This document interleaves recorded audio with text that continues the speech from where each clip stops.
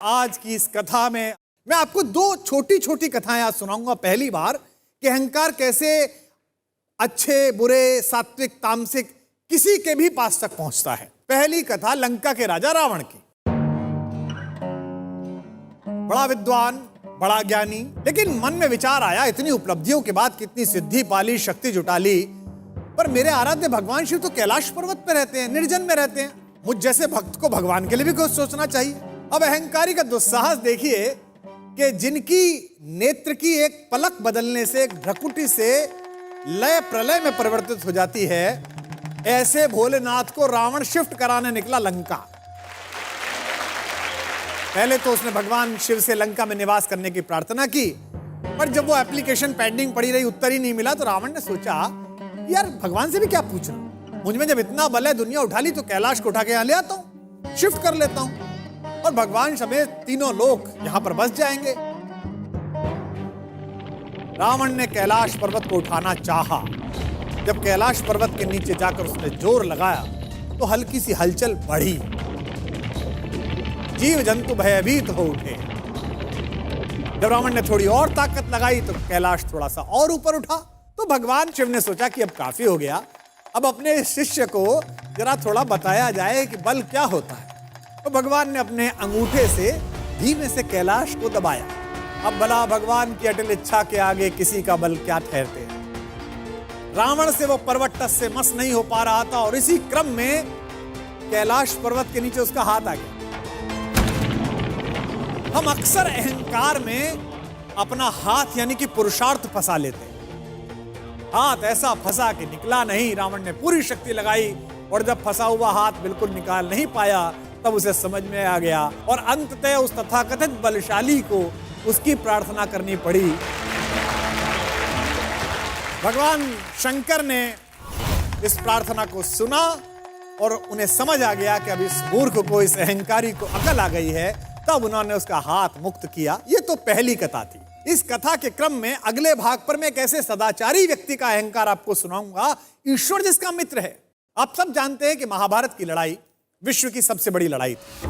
अर्जुन जब कर्ण जैसे महारथी और दुर्योधन जैसे महाबली की सेना को पराजित करने के बाद महाभारत का विजेता बन गया, तो उसे लगने लगा कि ये तो उसका निजी पराक्रम है, उसके बाणों में बल है, पुरुषार्थ है। अर्जुन मन ही मन इस बात पर इठलाते हुए अपने रथ पर सवार होकर युद्ध भूमि से लौट रहा था। जब अपने शिविर के आखिर में पहुंच गए तो उसके रथ पर बैठे हुए मधुसूदन सारथी भगवान श्री कृष्ण ने कहा, पार्थ रथ से नीचे उतर जाओ। उसने श्री कृष्ण से कहा कि माधव आप सारथी, आप उतर जाइए, मैं भी उतर जाऊंगा। श्री कृष्ण ने कहा, नहीं मित्र, तुमसे कह रहा हूं तुम पहले नीचे उतर जाओ। जब यह विवाद थोड़ा बढ़ा तो अर्जुन के ठीक पीछे खड़े हुए धर्मराज युधिष्ठिर ने कहा, द्वारिकाधीश अगर कोई बात कह रहे हैं तो उसमें कोई संकेत है। अर्जुन को कुछ समझ तो आया नहीं। भ्रकुटी पर ताव देकर थोड़े अनमने भाव से अर्जुन रथ से नीचे उतर गया। अर्जुन के नीचे उतरने के बाद सब लोग जाने लगे तो कृष्ण जैसे ही रथ के नीचे उतरे, रथ में एक भयंकर विस्फोट हुआ और रथ छोटे छोटे टुकड़ों में बट गया। विजय का सिंहासन सामने देख रहा था जो अर्जुन, जिसके सिर पर विजय का ताज था, उस अर्जुन ने पलट कर देखा तो माधव मुस्कुरा रहे थे और रथ जल रहा था। अब उसे यह तो समझ में आ गया कि उसके सखा श्री कृष्ण ने उसे रथ से नीचे उतरने के लिए क्यों कहा, और उसे विस्फोट का कारण अब भी समझ में नहीं आया था। अब उसने विनम्र भाव से अहंकार का तिरोहन करते हुए माधव से पूछा कि माधव यह क्या लीला है। कृष्ण ने मुस्कुराते हुए उत्तर दिया कि पार्थ, युद्ध के इस दौरान इस रथ पर कई दिव्य शक्तियों का प्रयोग हुआ। तुम पर जिन घातक अस्त्रों का प्रयोग हुआ उसका बचा हुआ असर भी इस रथ पर था जिस पर हम सवार थे। लेकिन वे सारे अस्त्र शस्त्र और वे घातक शक्तियां केवल इस कारण से काम नहीं कर रही थी कि मैं वहां उपस्थित था। अगर आज मैं इस रथ से तुमसे पहले उतर जाता अर्जुन, तो इस युद्ध को जीतने के बाद भी तुम जीवित ना हो।